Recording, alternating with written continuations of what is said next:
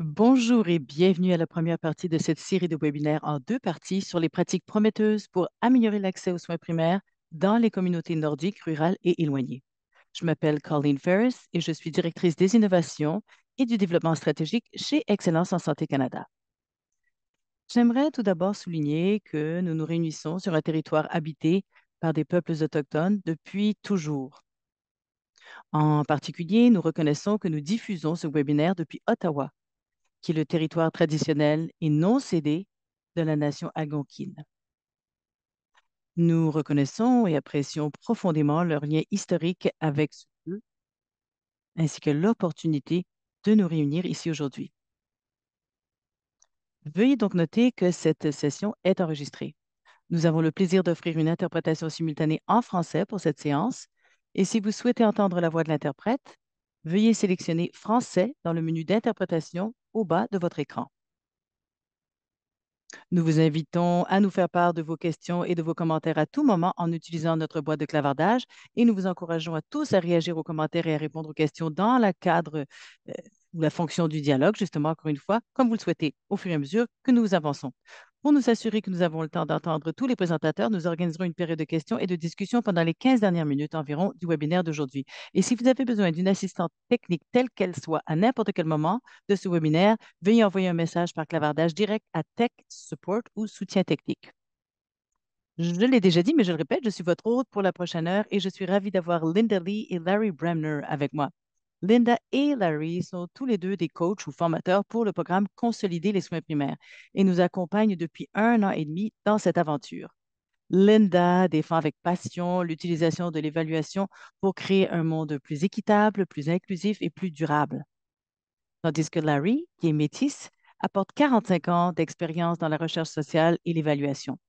Linda et Larry, ça a été un très grand plaisir de travailler avec vous et d'apprendre de vous, et je vous cède la parole pour que vous vous présentiez avant que nous ne commencions.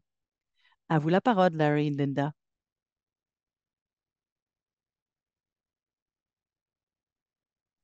Y a-t-il une diapo?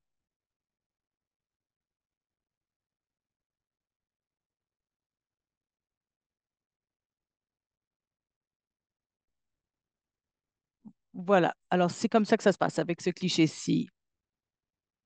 Alors, je suis Larry Bremner, métisse, comme l'a dit Colleen. Je suis née à Princesse-Hubert, à Saskatchewan. Mon arrière-grand-père et son père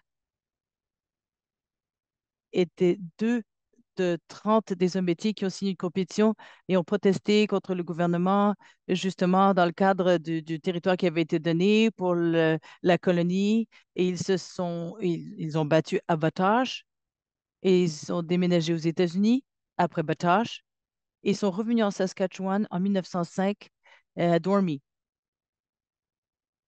Je suis ancien président de cette société de l'évaluation et en tant que président sortant, j'ai plaidé en faveur, disons que j'étais une force motrice derrière l'établissement d'un nouveau réseau global qui s'appelait le Val Indigenous. Et je suis co-éditeur à l'heure actuelle de ces relations qui célèbrent la bonne médecine et l'évaluation auprès des Autochtones. Et on voit ça dans le Canadian Journal of Evaluation, un Open Access Journal, donc un journal à accès ouvert, libre. Je suis Linda Lee. Alors, mes antécédents sont des colons blancs. Alors, au Manitoba, il y a beaucoup de métis et j'ai parlé de ce qui se passe en Arizona également. Larry et moi, comme vous le savez, nous sommes des partenaires. Nous avons une compagnie qui s'appelle Proactivation Services que Larry a établie en 1984. Je suis également présidente sortante de cette même société que Larry et j'aime beaucoup les chiens. Je fais toutes sortes d'activités avec nos chiens. Donc, nous allons continuer à nous adresser la parole un peu plus tard. Merci, Larry et Linda. Et j'ai bien hâte d'en savoir plus un peu plus tard. Alors, Larry, Linda et moi-même serons donc rejoints par d'autres membres qui vont parler de leurs pratiques et qui ont amélioré toutes sortes de choses auprès des équipes et au sein de leur communauté. Alors, donc, au cours de la discussion d'aujourd'hui, nous allons entendre et discuter d'exemples de pratiques prometteuses pour améliorer la sûreté, y compris la sûreté culturelle des soins primaires en équipe dans les communautés nordiques, rurales et éloignées.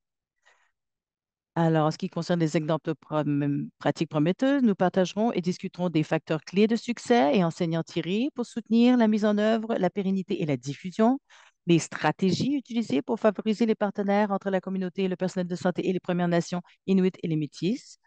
Réflexion, comment ces pratiques et stratégies prometteuses peuvent-elles être adaptées et ainsi que diffusées ailleurs? Les résumés des pratiques prometteuses sont donc tous disponibles sur le site web de ESC et le lien sera inclus dans votre boîte de clavardage ou le chat, comme on dit communément. Bon, à propos de ces équipes, le programme Consolider les soins primaires a réuni 20 équipes de prestataires de soins primaires, d'organisations ainsi que de communautés de novembre 2023 à novembre 2024. Ces équipes représentaient plusieurs communautés nordiques, rurales et éloignées dans 10 provinces et territoires du Canada. L'une des 20 équipes, Terre-Neuve et Labrador, ou Newfoundland and Labrador Health Services, plus précisément, a fait progresser 5 parties prometteuses unies pour répondre aux besoins des personnes et des prestataires de l'ensemble de leur province. Les équipes ont participé à toutes les étapes du processus d'amélioration, y compris celles qui en sont à la planification, à la mise en œuvre ou à la diffusion, je le répète. Les 20 équipes avaient un objectif global commun, c'est-à-dire améliorer l'accès équitable à des soins primaires de qualité, sûrs et culturellement adaptés, dispensés en équipe et plus près du domicile dans les communautés nordiques rurales éloignées. Cependant, chaque équipe a mis en œuvre une pratique prometteuse unique pour atteindre cet objectif, conçue pour mieux répondre aux besoins de leur communauté et de leurs prestataires. Les pratiques prometteuses se concentrent notamment sur les domaines suivants: ceux qui se sont concentrés sur l'amélioration du soutien de la rétention de la main-d'œuvre, des modèles de soins innovants, améliorer l'accès aux soins pour les personnes disposant ou non d'une équipe de soins primaires, pardon, soins virtuels appropriés, la prévention et la gestion des maladies chroniques, les équipes mobiles de santé, les structures de gouvernance dirigées par les Premières Nations. Les soutiens apportés par ESC dans le cadre du programme sont les suivants: financement de démarrage, on part de jusqu'à environ 50 000 par équipe, des événements virtuels et personnels de mise en réseau, de coaching ou d'encadrement et d'apprentissage pour promouvoir le partage, l'apprentissage et la collaboration, élaborer des résumés de pratiques prometteuses afin d'aider les équipes à les partager et de susciter des discussions sur la manière dont les approches similaires pourraient être adaptées et appliquées ailleurs, être soutenu pour faire progresser une pratique prometteuse afin d'améliorer l'accès à des soins primaires sûrs, y compris sur le plan culturel et dispensés par une équipe. 19 équipes ont partagé avec ESC un rapport final afin de partager les retombées qu'elles ont obtenues, y compris à partir des récits des patients et des prestataires, et la valeur qu'elles ont ressentie en participant au programme. Cette diapo présente quelques exemples de l'impact global du programme. Plus de 66 000, donc 66 178 patients ont été atteints par les pratiques prometteuses qui ont bénéficié du programme CSP.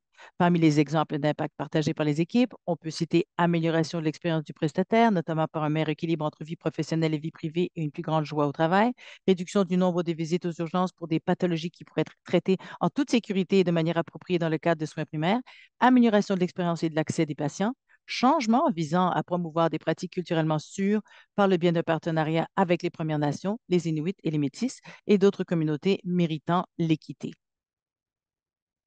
Les équipes ont partagé des histoires et des citations de membres de la communauté, de patients et de membres du personnel qui constituent un indicateur important de l'impact. Certaines sont présentées d'ailleurs sur cette diapo. Euh, une infirmière a indiqué: grâce à l'infirmière régionale de garde, mes nuits de garde sont beaucoup plus faciles. Je peux dormir et me reposer pour les situations urgentes. Sans cela, je ne pense pas que je travaillerais encore dans le Nord. Un autre membre d'équipe a dit: 75 des patients déclarent que le fait d'avoir été vu à The Annex leur a permis d'éviter une visite aux urgences. Un patient partenaire a partagé ceci: ce programme a changé la vie des gens en les aidant à soulager leur douleur et en leur permettant d'obtenir ce traitement dans leur propre communauté au lieu de devoir faire des heures de route pour obtenir ailleurs. Dans les rapports finaux, nous avons également demandé aux équipes de partager certains facteurs clés qui ont contribué à la réussite de leur pratique. Voici quelques exemples de facteurs de réussite. La collaboration avec la communauté et le personnel de santé pour s'assurer que la pratique répond à leurs besoins. La flexibilité ou la souplesse pour s'adapter aux défis et aux contributions de la communauté et de la main-d'œuvre. Partager les progrès et les bonnes nouvelles avec l'équipe et la communauté. Le financement, par exemple pour l'équipement, les postes, l'engagement communautaire. Et une équipe avec le temps nécessaire pour faire le travail, y compris la direction, le responsable des mesures et le responsable de l'équipe. Aussi, on a parlé de leçons apprises.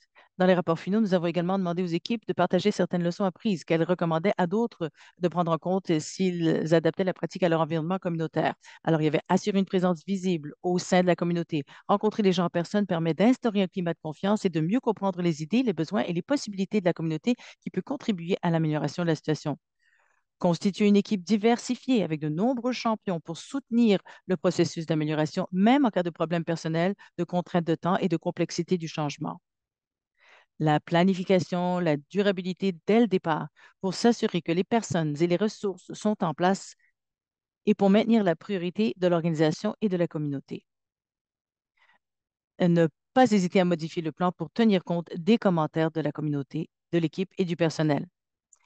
Alors, voilà quelques éléments partagés des différentes équipes et nous allons maintenant inviter trois des équipes concéder les soins primaires ou CSP à parler des pratiques prometteuses qu'elles ont en fait fait progresser tout au long du programme, ainsi qu'à réfléchir à la valeur du programme FCAP pour les aider à faire progresser les pratiques visant à améliorer l'accès à des soins primaires sûrs, y compris sur le plan culturel et basés sur le travail d'équipe. Continuez de nous envoyer des questions et des commentaires via le chat ou le clavardage et nous garderons de l'espace ou du temps plutôt pour les questions et les réponses qui suivront les présentations. Alors, au nom du gouvernement de Nunavut et leurs questions de pratique prometteuse de l'extension des heures d'ouverture des centres de santé, je recède la parole à Maya Nakajima.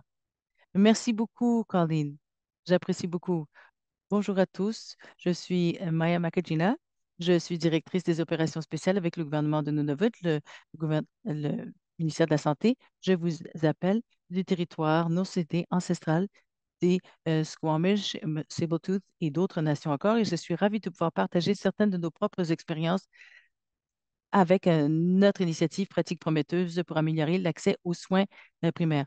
Nunavut comprend 25 communautés très éloignées et chacune des communautés a son propre centre de santé où il y a surtout des infirmières parce que les centres sont ouverts de 9 heures à 5 heures de lundi au vendredi. Mais nous savons que d'autres communautaires ont accès au centre de santé par des appels après les heures. Et donc, cela veut dire que nos heures d'ouverture ne sont pas cohérentes et ne répondent pas aux besoins de tout un chacun. Alors, avec cette prolongation des heures d'ouverture, cela peut aider, mais aussi cela veut dire que nos membres de personnel ne reçoivent pas suffisamment de repos entre les tours de service et c'est difficile sur le système de santé.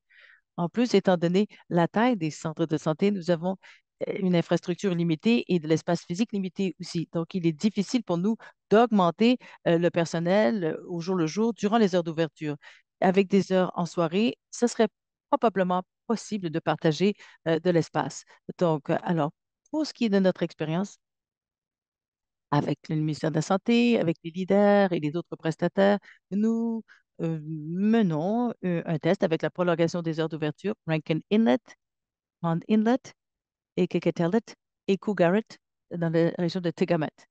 Cette initiative est menée par trois des valeurs sociétales, respecter les autres, bâtir des liens avec les autres et avoir à cœur le bien-être des gens, servir et desservir la communauté, faire preuve d'innovation et être débrouillard. Alors, nous avons mis en œuvre à l'automne de 2024 et on s'attend aux résultats finaux de l'été 2025.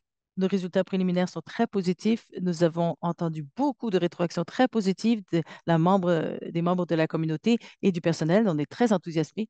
Nos critères d'évaluation que nous surveillons comprennent donc l'expérience des communautés et des patients, les enregistrements après les heures d'ouverture, les expériences du personnel, et les coûts associés et le temps supplémentaire. Deux des facteurs clés à succès, le soutien de leadership et la communication en continu. Il y a eu vraiment une grande adhésion. Les gens adhèrent à 100%, les membres de la communauté, les maires et même les membres de l'Assemblée législative reconnaissent que c'est très, très important, que ce soit pour le personnel de la ligne de front et même le leadership exécutif à l'intérieur du ministère. C'est vraiment une initiative faite à Nunavut pour le Nunavut et on répond aux objectifs d'améliorer les qualités des soins de façon générale et ça a été extraordinaire d'avoir une personne dédiée à l'évaluation pour vraiment bien comprendre le cadre de l'évaluation pour l'avenir aussi. Alors, une des leçons que nous avons apprises, qui était peut-être une surprise, vient du fait qu'il y avait des sondages en ligne. Alors, avant la mise en œuvre, nous avions un sondage en ligne qui était censé être envoyé seulement aux membres de la communauté, ceux qui participaient et comprenaient pour comprendre leur usage des centres de santé. Et suite, et dû au fait que ce sondage était fait en ligne, on a reçu des résultats de toutes sortes de personnes, même des gens à l'extérieur du Canada. Et avec notre personne responsable de l'évaluation, nous avons pu élaborer des critères d'exclusion précis pour nous aider à filtrer les données reçues, pour nous aider à établir une stratégie pour mieux assurer que les données de meilleure qualité nous seront disponibles, surtout pour l'avenir, surtout parce que l'expérience de la communauté est quand même une de nos matrices ou nos mesures principales. Alors, Alors, de faire partie de la communauté CSP a été très, très utile. Financé en partie par un conseiller en évaluation, nous a donné la capacité d'offrir des certificats cadeaux pour certains chanceux. Nous avons eu accès à vous et nous en avons tiré profit au maximum. L'expertise de chez Excellence en Santé Canada dans le domaine de la santé autochtone, les centres d'exploitation éloignés, etc. Et j'en passe. Ça a été une occasion extraordinaire pour bâtir des relations avec ESC en tant qu'équipe, mais aussi à travers les différentes juridictions. Et ça a été formidable d'en apprendre plus sur le travail innovation que les autres font aussi. Donc, en fait, on est vraiment très reconnaissant de l'occasion et on a bien hâte de continuer la collaboration avec ESC et d'autres juridictions dans un avenir relativement proche. Merci beaucoup. Merci, Maya. Merci à vous et à votre équipe et merci pour tout ce que vous avez fait. Et nous avons aussi des apprentissages et nous avons partagé tout cela avec tout le monde qui a participé. Alors, on se souhaite mutuellement encore des grands succès. Et maintenant, on va demander à Jessica Brennan des services de santé de Terre-Neuve et Labrador qui a fait progresser l'un des 5 résumés de pratiques prometteuses, l'une des pratiques du NLHS, et nous a parlé de la clinique des soins primaires Pop-Up Carbonier Impact Clinic. Merci, Colleen. Je suis Jessica Brennan, je suis gestionnaire avec les soins primaires ici à NLHS, Nord-Est, Terre-Neuve et Labrador, Terre ancestrale des Mi'kmaq, des Inuits et d'autres encore. Je suis très heureuse de vous parler de notre clinique Carbonier Impact. Alors, je suis dans le Nord ici où je suis. Un patient sur 5 manque l'accès à un un médecin, une équipe familiale ou même un contact de médecin de clinique privée. Alors, est-ce que ça veut dire que beaucoup de gens qui quittent les services d'urgence sans avoir reçu des soins et puis même ceux qui réussissent à avoir accès aux services d'urgence, en fait, n'ont pas nécessairement accès à d'autres services ou d'autres soins de santé. Alors, notre pratique prometteuse était de créer cette clinique Carbonier Impact Clinic. Alors, c'est une espèce c'est un centre qui fonctionne en tour de service sur une base de rotation. Les patients sont donc triés et on peut décider qui va dans quelle direction. Les patients sont vus au Carbonier Impact Clinic et on leur accorde de l'attention. Et si jamais ils ont besoin d'autres dépistages, des tests PAP, etc., donc une optimisation de traitement pour le diabète, autres maladies du poumon, cardiaque, etc., les patients qui n'ont pas médecin de famille sont ajoutés et aussi peuvent être inscrits. Alors, certains des exemples des impacts que j'aimerais partager avec vous. Alors, on fonctionne depuis le mois d'août 2024. La clé est ouverte en 2 et 3 jours semaine, dépendant de la disponibilité. En septembre 2024, le premier mois opérationnel, 175 patients qui attendaient en service d'urgence ont été envoyés vers le Carboneer Impact Clinics. 126 ont reçu des euh, soins chez nous. Sur les journées de clinique, le temps d'attente donc est plutôt bas. Le pourcentage de clients qui voient personne est passé de 15% à zéro. Donc, la réduction du nombre de personnes qui attendaient en salle d'urgence a eu une incidence positive sur le bien-être des prestataires et du personnel des services urgents. C'est sûr. Alors, c'est bon pour tout un chacun.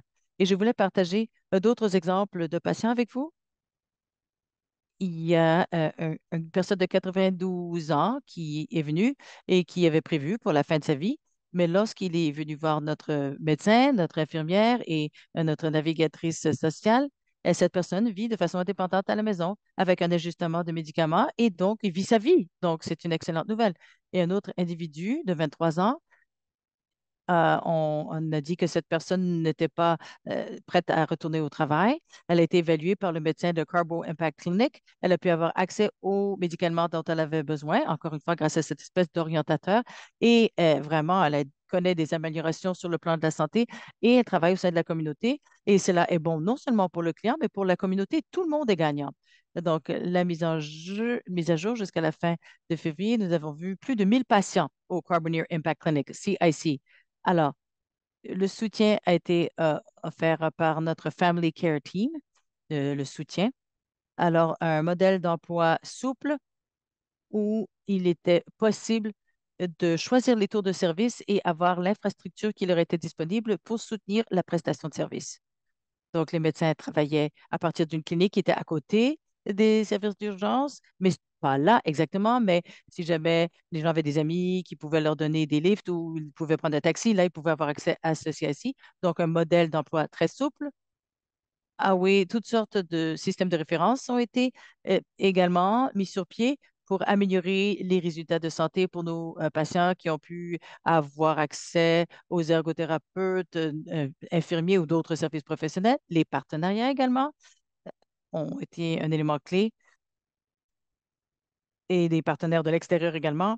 Le réseau de pratiques familiales, d'autres médecins et les autres comités consultatifs ont pu participer. Donc, on parle vraiment d'un projet centré sur le patient. C'est les clients qui menaient les projets, je pense qu'on peut dire.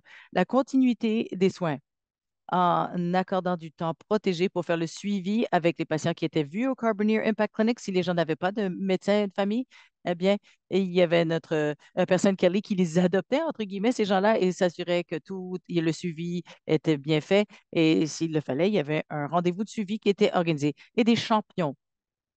Nos médecins ruraux étaient nos champions, championnes. Et ils nous ont parlé de ce qui fonctionnait pour eux, quelles étaient les sources d'embûches ou les obstacles, et ils nous ont expliqué aussi ce qui se faisait dans d'autres cliniques par le passé. On a beaucoup appris de tout ça. Alors, notre CIC a amélioré le soin pour les gens qui n'avaient pas d'accès aux équipes de médecine familiale. En fait, 60% des patients que nous avons vus étaient associés à d'autres fournisseurs au sein de la communauté, mais l'accès n'était pas adéquat, n'était pas à la hauteur, donc il ne fonctionnait pas. Et le CSI a aidé aussi du point de vue des services d'urgence. Et rapidement, parce que je sais qu'il ne me reste pas beaucoup de temps, mais de pouvoir profiter des subventions de ESC a été extraordinaire. Alors, moi, j'ai l'impression que vraiment, il s'est passé tellement de grandes choses. Jennifer, Colleen et son équipe et coach Kevin aussi ont été absolument extraordinaires. Alors, c'était une expérience fantastique et largement positive. Alors, j'espère qu'on va pouvoir continuer à collaborer et se parler à l'avenir. Merci beaucoup, Jessica. On fait des blagues, on est très connectés à nos équipes, hein. Ne vous inquiétez pas. Et peut-être que c'est le bon moment, justement, pour vous dire de rester jusqu'à la fin. Il y aura d'autres opportunités que prépare ESC et voilà. Et qui évidemment, qui a un lien avec ce travail que nous faisons aujourd'hui. Alors, maintenant, je vais demander à Janine qui va nous parler des annexes. Merci beaucoup, Colleen.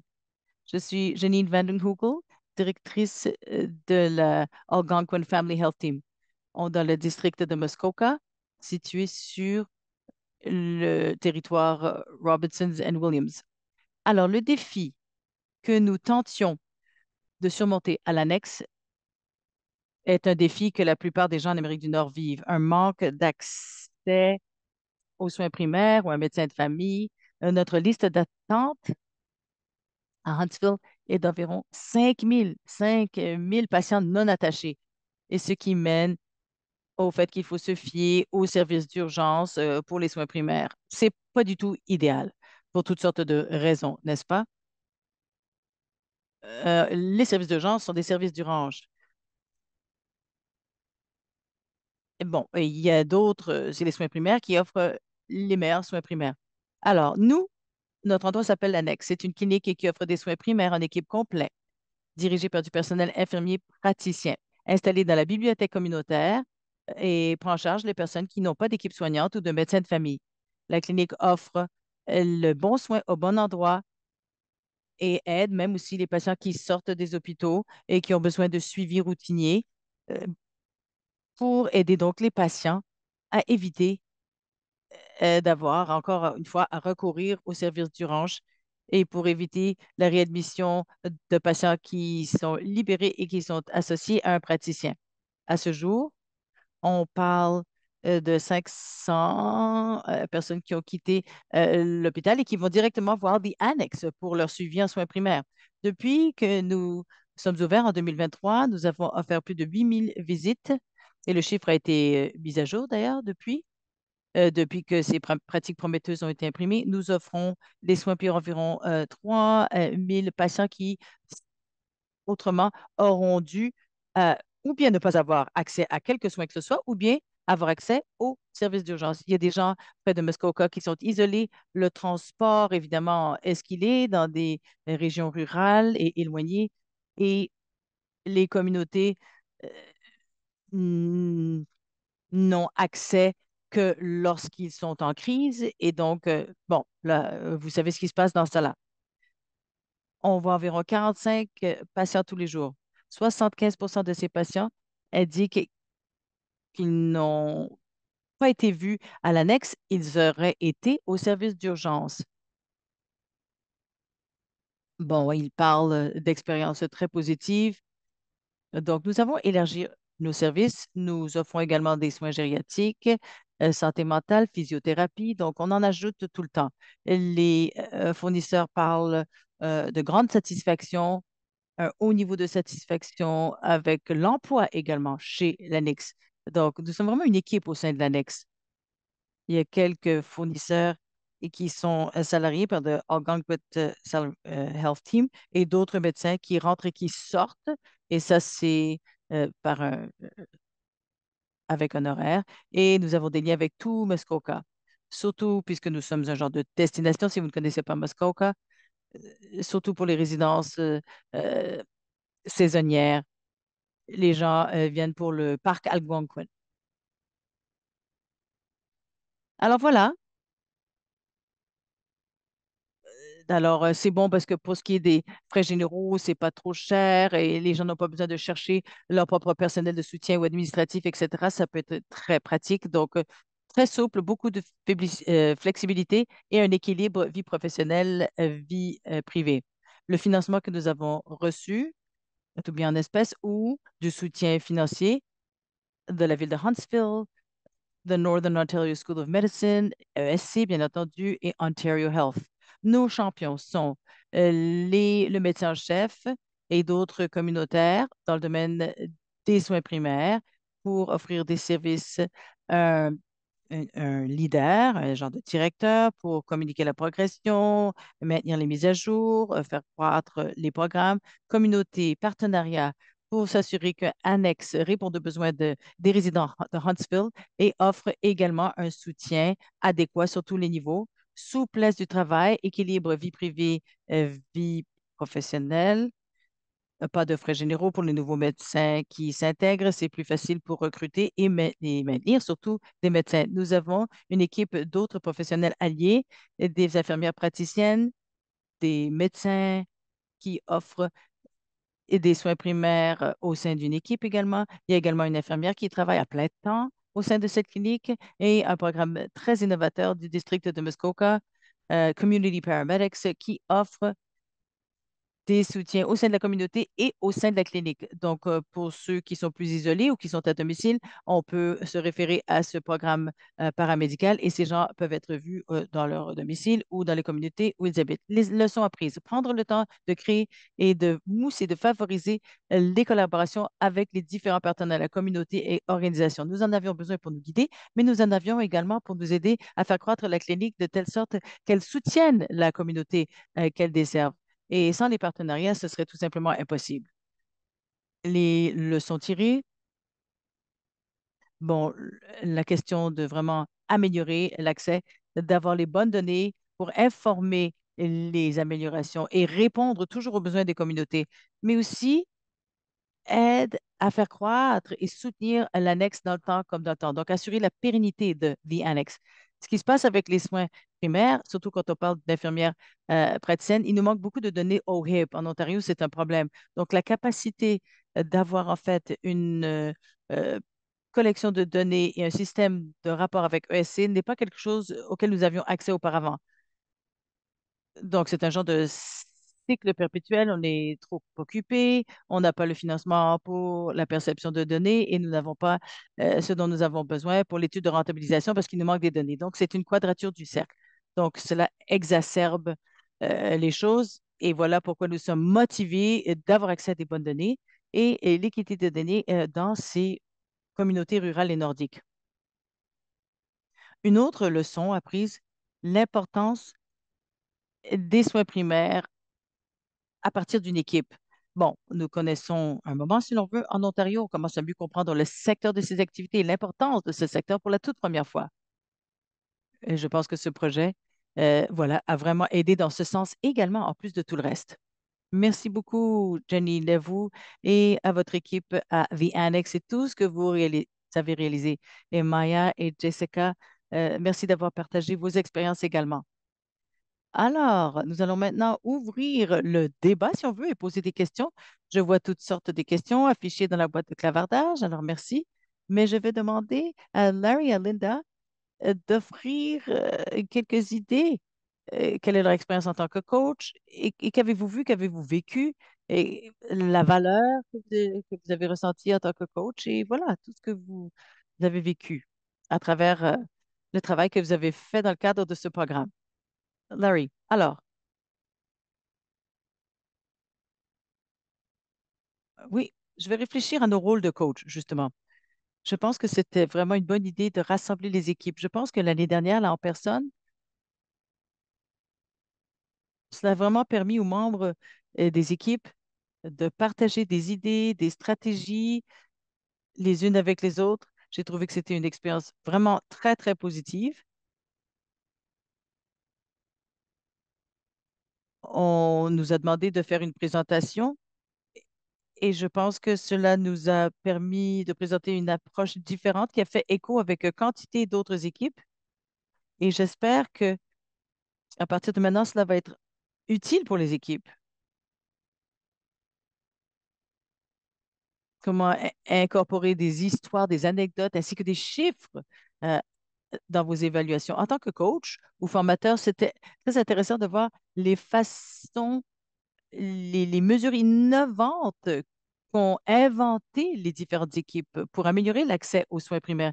Et en tant que coach, cela m'a frappé l'engagement, la mobilisation des membres de l'équipe. Ces équipes voulaient vraiment que le projet fonctionne de façon que positive et desserve vraiment bien la communauté, aider les patients à améliorer les résultats. C'était très encourageant, très enthousiasmant. Autre chose que j'ajouterais, et je pense que nous en avons parlé auparavant d'ailleurs, il y a peut-être un meilleur terme que coach ou encadreur ou formateur pour expliquer le rôle que nous jouons auprès de l'équipe. Voilà, c'est matière à réflexion. Linda aussi va avoir son grain de sel à ajouter, j'en suis sûre. Je vais prendre quelques instants pour vous parler de ce qui nous a frappé et puis ensuite, Larry et moi parlerons de la valeur ajoutée, du soutien de l'ESC dans le cadre de ces projets. Et je dois commencer avec ceci. Donc, nous avons entendu parler de l'importance de l'évaluation et d'avoir accès à de bonnes données. Alors ça, c'est toujours très intéressant de l'entendre répéter. Et aussi l'importance d'avoir des anecdotes et des chiffres. Des chiffres, les chiffres, les temps d'attente, les réductions des temps d'attente, l'augmentation de la quantité de personnes qui pouvaient être examinées, etc. Donc, les chiffres sont importants, mais les histoires, les anecdotes elles-mêmes sont très importantes. Nous devons nous assurer de euh, partager ces histoires. Et les sondages ou les enquêtes ne suffisent parfois pas. Aussi, l'importance des partenariats. On en a encore aussi entendu parler. Ça prend du temps à partir des partenariats, mais c'est essentiel, crucial pour la pérennité aussi. Et ces partenariats témoignent de l'importance du contexte local et pourquoi il est important d'avoir ces partenariats. Associé à cela, l'importance du leadership et d'avoir des champions. Nous avons entendu personnes parler de multiples champions pour soutenir la durabilité et la pérennité de ces projets. Autre chose à laquelle nous avons également pensé, non seulement ces projets ont-ils amélioré les accès pour les patients, mais également soutiennent l'équilibre entre la vie de famille et la vie de travail ou la vie privée et la vie de travail, mais pour les professionnels aussi. Il y en a qui pensent qu'il y a des conflits, mais non, en fait, ces réalités fonctionnent pour toutes les parties et sont importantes pour toutes les parties. Avant de parler de la valeur du soutien de l'ESC, Larry, est-ce que vous vouliez ajouter quelque chose? Non, pas vraiment. Alors, on a parlé de collaboration interjuridictionnelle et l'importance de ne pas être seul. Ça, c'est un aspect très important qui a été mentionné à plusieurs reprises. Oui, et c'est là qu'on voit la valeur ajoutée d'avoir l'aide et le soutien de ESC. En plus du financement, il y a on a accès à la communauté de pratique. On a entendu quelqu'un dire, j'espère qu'on ne va pas perdre cet aspect précieux. Alors, ça se fait de multiples façons, n'est-ce pas? Grâce à des réunions en personne. Et c'est extraordinaire pour que les coachs, les entraîneurs rencontrent les membres d'équipe en personne, mais des webinaires, des réunions en ligne, le partage d'informations et j'en passe.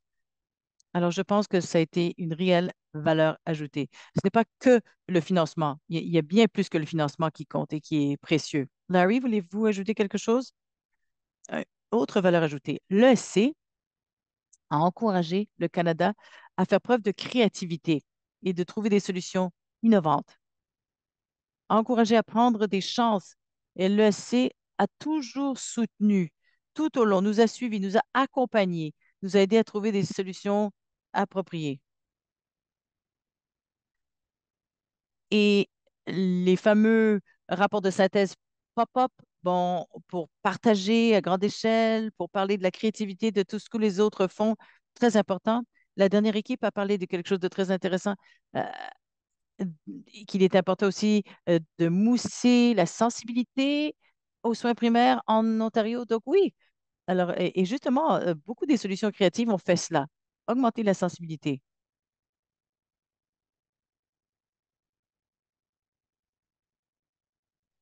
Linda, vous êtes sur mute? Alors, j'ai vu que Kevin a mis dans le clavardage que c'était euh, une expérience très positive de son côté également. Je voulais le répéter, je voulais le mentionner. Oui, oui, oui, tout à fait. Merci à Larry, à Linda, merci de partager tout cela et de reconnaître Kevin Sampson également et d'autres coachs du programme qui se joignent à notre appel aujourd'hui. On les remercie aussi. Jessica, Janine et Maya, je vais vous demander de revenir et d'allumer vos caméras parce qu'on va se lancer en affaires pour ce qui est de discussion. Vous avez parlé de la créativité, Larry. Ça, j'aime bien entendre parler de ça. C'est très inspirant de voir ces équipes et je sais que chez EC, c'est ce qu'on voit au sein de tous nos programmes. Toute cette créativité et cet élan, ce désir de la part de toutes les équipes de vraiment apporter des améliorations, de s'assurer que les soins de santé soient sûrs et que les communautés soient bien desservies. Je sais que chez ESC, on veut aider les différentes équipes à faire pivot et aider leur communauté. Donc, c'est boule de neige. Larry et Linda, donc, maintenez vos caméras allumées, hein, parce que vous faites partie de tout cela, de cette discussion. Alors, il y a eu quelques questions qui sont rentrées. On va faire de notre mieux pour les aborder toutes. Mais les pratiques prometteuses ont été affichées. Il y a des informations de contact que vous allez recevoir aussi et vous aurez d'autres renseignements ou informations qui seront partagées avec vous à la fin. Alors, je vais commencer avec une question qui est arrivée plus tôt. Jessica, il s'agissait de comment les médecins de famille étaient, comment ça se passait, comment c'est financé, payé, comment. Et, et au-delà du suivi, qu'est-ce qui se passait et avec qui? Et combien de patients avez-vous vu finalement? Merci, Catherine. Nos médecins sont payés grâce à MCP, notre plan provincial. On leur donnait des codes de facturation et ils pouvaient facturer directement MCP, ce qu'ils font avec leur pratique privée. Et il n'y avait pas de frais administratifs de plus. Et avec le soutien, ça se passait très bien. Ah oui, et il y en a quelques-uns que nous avons trouvés qui étaient sur une liste d'attente. Nous avons tenté de les rejoindre et ceux qu'on a pu rejoindre, il y en a d'autres qu'on n'a pas pu rejoindre parce que ou bien ils avaient déménagé ou leur numéro de téléphone cellulaire n'était plus le même. Ce sont des situations assez courantes. Nous avons un certain mandat qui est de fonctionner de façon chronologique.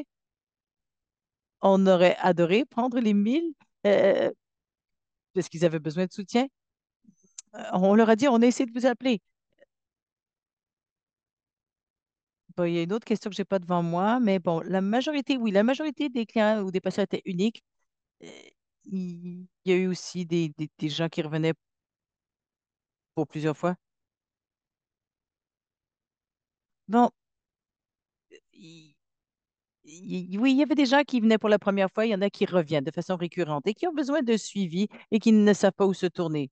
Et les gens qui attendent vraiment trop longtemps pour avoir un renouvellement d'ordonnance ou ce genre de choses. Aaron Kelly a un petit livret noir. Pour les gens qui ont vraiment besoin de nous, on maintient un contact avec ces personnes-là. Oui, on maintient, on assure un suivi. Jenny, il y avait des questions par rapport à la question du choix de la fameuse bibliothèque là, dont il a été question. Quand on pense aux soins primaires, je pense que c'est une des choses uniques et extraordinaires que ce que constituent les soins primaires. Il y a une idée de où on doit prodiguer les soins de façon traditionnelle. Mais pourquoi rester limité? Il y a de l'information que vous avez partagée dans la boîte de clavantage, mais y a-t-il autre chose que vous vouliez partager quant au choix de l'emplacement? Là, vous avez parlé de la bibliothèque, mais pourquoi est-ce que vous avez décidé d'aller à la bibliothèque? Pourquoi est-ce que les gens se sentaient plus à l'aise? Alors, c'était un espace disponible qui appartenait à la ville de Huntsville. Et nous sommes très chanceux d'avoir la ville de Huntsville comme partenaire. Pas toutes les municipalités se voient nécessairement dans cet espace de soins de santé. Huntsville, oui, alors nous avons de la chance. C'est pas une bibliothèque ordinaire, plus maintenant. C'est un espace communautaire adjacent, un grand espace qui est adjacent et à côté de la bibliothèque. Mais à l'heure actuelle, c'est pour des salles d'examen et des salles d'attente. Ça ne ressemble plus à une bibliothèque, en tout cas. Ah, d'accord, merci pour la précision. Alors, Maya, je vais vous poser la question, mais Jessica et Janine, vous avez le droit de répondre aussi, d'ajouter la d'avoir voix au chapitre. Alors, qu'est-ce qui s'en vient? Bon, on a terminé la partie ESC de façon officielle, mais on sait que vous faites beaucoup de travail, vous, avec le gouvernement de Nunavut et autres. Y a-t-il des éléments que vous aimeriez partager à propos de ce qui s'en vient? Alors, nous devrions terminer le projet pilote l'été, juin, juillet, août de cette année, donc 2025. Et lorsque l'annonce sera faite, on pourra faire appel à tout cela pour des prises de décision. Est-ce que nous continuons comme des opérations régulières dans les trois cliniques? Est-ce que nous pouvons élargir la même pratique au sein d'autres centres de santé communautaires? Il y a beaucoup de choses que nous ne savons pas encore, mais il y a beaucoup de choses qui s'en viennent. Nous sommes très optimistes et les résultats nous prouvent et nous témoignent, nous disent que c'est vraiment bénéfique pour les membres de la communauté et les membres de nos équipes. Alors, je garde les doigts croisés, n'est-ce pas? On espère qu'on va pouvoir répéter cette expérience dans d'autres communautés encore, décupler nos centres. Merci beaucoup, Maya. Jessica? Je suis très heureuse d'indiquer que notre clinique CIZ est en très grande demande. Nous fonctionnons, nous avons des médecins, on cherche à avoir un modèle hybride virtuel pour les journées où les personnes ne sont pas présentes pour être un service sur 5 jours au lieu de 3 parce qu'il n'y a pas d'autres services sans rendez-vous. Alors, grâce avec l'aide de l'ESC, on pense pouvoir en faire plus. Alors, je suis très optimiste et je pense que nous allons pouvoir continuer aussi et encore mieux. Je suis très enthousiaste. On pense à d'autres occasions et on s'inspire de ce que les autres ont fait également ailleurs dans les pays développés. Merci beaucoup de partager cela, Jessica. Et Janine, qu'est-ce qui se passe ou qu'est-ce qui s'en vient pour The Annex? The Annex a pu avoir du financement des provinces pour les quelques prochaines années. Et parce que nos chiffres sont bons et parce que nous sommes vraiment dédiés à la perception et la dissémination de nos données, merci grâce à ESC pour ce financement de démarrage. Ça a été très, très utile et très, très important pour nous. Moi, je fais des tournées et je parle de The Annex à différentes foires ou expositions et à différentes conférences. Et je parle des différentes professions. Alors, les services de paramédicaux communautaires veulent savoir à quoi ça ressemble. Les infirmières praticiennes veulent savoir à quoi ça ressemble. Et justement, je peux en venir à une question qui est dans la boîte de clavardage, si ça ne vous dérange pas. Il n'y a pas de différence du point de vue clinique entre ce que un médecin de famille et les infirmières praticiennes offrent à l'annexe. Les visites avec les infirmières praticiennes sont un petit peu plus longues. À Muskoka, on, alors, les infirmières praticiennes vraiment sont à même de prodiguer des soins primaires. Et pour le patient, la seule différence serait pour un test MTO, ils payent de leur poche, alors que pour euh, l'infirmière praticienne, ce n'est pas le cas. Mais le reste, vraiment, on ne voit pas de différence. Le patient ne voit pas de différence et est très satisfait. Merci beaucoup. Maya, il y a une question à propos des défis ou des adaptations qui étaient nécessaires pour la question de création de prolongation d'heures. Le fait qu'elles doivent travailler des heures plus tardives ou en fait que les heures d'ouverture aient été prolongées. Eh bien, justement, j'étais en train d'y répondre, mais vous êtes plus rapide que l'éclair. Alors, nous avons travaillé étroitement avec le syndicat de Nunavut pour soutenir les cliniques en soirée et qu'il y ait des infirmières qui soient disponibles. Et les taux de service dans les trois centres, on parle de 1 heure de l'après-midi à 9 heures du soir. À toute fin pratique, les communautés elles-mêmes, on se fie sur l'expertise des personnes qui sont sur la ligne de front afin de comprendre quels sont les modèles qui fonctionnent le mieux dans leur contexte. Ils établissent leur chiffre minimum, la quantité d'infirmières dont ils ont besoin pour euh, gérer ce projet pilote. En partenariat avec ces groupes, nous avons un arbre de décision qui aide à décider ce qu'il faut faire quand. Est-ce que, euh, quand il y a un problème de dotation d'effectifs, est-ce qu'on établit un horaire différent? Est-ce qu'on a une infirmière dédiée qui travaille que en soirée? Bon, ça a été un partenariat extraordinaire, encore une fois, et on a connu un succès à cause de la force et vraiment de la fiabilité du personnel qui existe et qui travaille déjà. Super. Alors, je vais poser une question et qui provient de ce qu'a partagé Larry et Linda. Et nous savons, tandis que les équipes se sont rassemblées au mois de février en 2024 à Winnipeg, et c'est également une occasion, pas du côté des équipes ESC pratiques prometteuses pour améliorer l'accès aux soins primaires, mais aussi pour tout ce qui est sûreté des soins prodigués, pour permettre tout cet apprentissage mutuel, et cette croissance mutuelle. Et Larry et Linda durant cette période, comme vous l'avez dit d'ailleurs dans vos remarques plus tôt, l'importance de l'évaluation, mais aussi l'occasion pour nous de changer notre façon de mener ces évaluations à bien et l'impact du partage des récits, des anecdotes, pas que les chiffres, pas que les données, mais les récits, les anecdotes. Et Janine et Maya, avez-vous quelque chose à partager par rapport aux apprentissages des événements de Winnipeg ou des différents moyens de mener les évaluations que vous avez été euh, en mesure d'employer ou d'utiliser au-delà de la période où nous nous sommes rencontrés tous ensemble? Alors, je voulais dire, Larry et Linda, leur présentation à cet événement m'a poussé à mieux comprendre la valeur des récits. Et voilà pourquoi j'ai intégré ça dans notre évaluation. Et aujourd'hui, j'ai rencontré deux patients, une patiente dont je vous ai parlé aujourd'hui, et pour mieux comprendre l'expérience de cette personne, et aussi de rencontrer d'autres directeurs ou gestionnaires dans les communautés rurales et nordiques, etc. Moi, je suis dans l'Est de Terre-Neuve et j'ai pu parler à quelqu'un de l'autre côté, près de Vancouver, et on a les mêmes défis. Bon, on a des problèmes de transport, on n'a pas accès aux médecins. C'est pas que nous. Donc, c'est rassurant.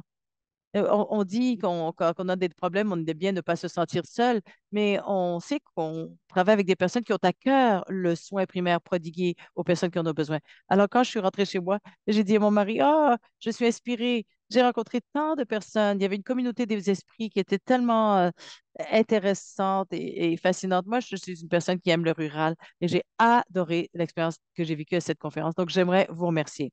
Merci, Jessica. Cela démontre le pouvoir de la communauté. Et parfois, quand on travaille et, et qu'on regarde un peu autour de nous, eh bien, ça fait plaisir de savoir qu'on n'est pas seul et que le réseau est plus grand et on peut apprendre les uns des autres. Alors, je dois passer à la prochaine partie de notre webinaire. Mais Janine, Maya, Jessica, vous avez consacré tellement de temps à ce programme. Merci d'avoir partagé vos apprentissages. Je vous encourage à regarder toutes ces pratiques prometteuses. Alors, comme je l'ai dit plus tôt, hein, j'ai fait une espèce de plug, entre guillemets. J'aimerais vous parler du travail que va faire ESC de façon publique en avril et mai, plus précisément. Alors, on partage ça de façon plus large pour la première fois ensemble. Nous pouvons améliorer les choses. Nous faisons améliorer les résultats en matière de santé, l'expérience des patientes et patients et des prestataires de soins, ainsi que la valeur et l'équité des soins pour au moins 1 million de personnes dans l'ensemble du pays. Et comment allons-nous nous y prendre? Eh bien, passons au cliché, prochain cliché. On le fait. On va donc faire progresser 4 cibles transformatrices qui soutiennent le changement systémique et correspondent aux priorités fédérales, provinciales et territoriales. On parle de promouvoir les soins sûrs et centrés sur la personne en soins de longue durée. On parle de soutenir plus de personnes aînées pour qu'elles vieillissent chez elles. On parle d'élargir l'accès aux soins et atténuer la pression sur les services d'urgence et améliorer l'environnement de travail des prestataires de soins de santé et des leaders.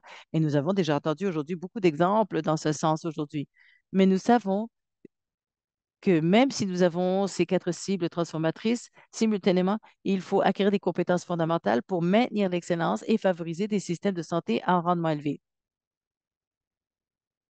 Et il faut aussi bâtir une communauté pan-canadienne d'apprenants et de leaders afin de faire une différence durable. Précisément, pour ce qui est d'élargir l'accès aux soins et atténuer la pression sur les services d'urgence, grâce à nos politiques, nos analyses et tout ce que nous avons appris de temps et temps de groupes et de pratiques euh, et qui ont été échangées, on sait qu'on peut y arriver de toutes sortes de façons. Soutenir la promotion de la santé et la prévention des maladies au niveau communautaire, élargir l'accès à de solides soins primaires, accroître l'adéquation des soins grâce à l'intégration des services dans des modèles de soins innovants et aussi permettre la substitution des rôles, les améliorations de la main-d'œuvre en santé et l'évolution des rôles en pratique avancée.